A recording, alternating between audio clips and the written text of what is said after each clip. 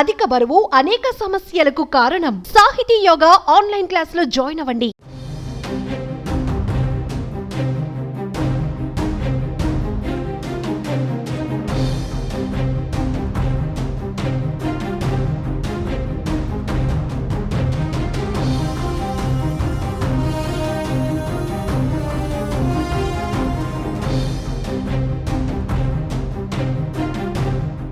Hero Mahesh బాబుకు ED నోటీసులు జారీ చేసింది. ఈ నెల 27న విచారణకు హాజరు కావాలని నోటీసుల్లో ఈడీ స్పష్టం చేసింది.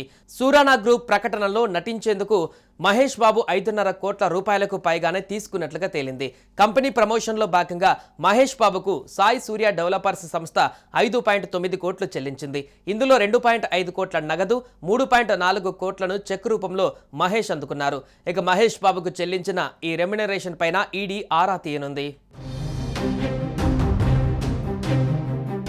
సూరానా అనుబంధ కంపెనీలైన సాయి సూర్య డెవలపర్స్, భాగ్యనగర్ ప్రాపర్టీస్లో జరిపిన సోదాలలో 100 కోట్ల అక్రమ లావాదేవీలను ఈడీ ఆఫీసర్లు గుర్తించినట్టుగా తెలుస్తోంది.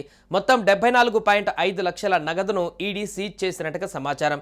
మాదాపూర్, జూబ్లీహిల్స్, బోయినపల్లిలోని Surana group company chairman Narender Surana, MD Devender Surana ఇండ్లతో పాటు సాయి సూర్య డెవలపర్స్ ఆఫీసులలో కీలక ఆధారాలు సేకరించారు.